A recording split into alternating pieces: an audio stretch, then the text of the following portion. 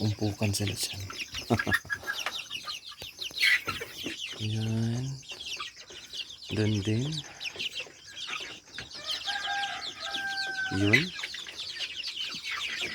Yan. Yan sila. O, sige, lapit.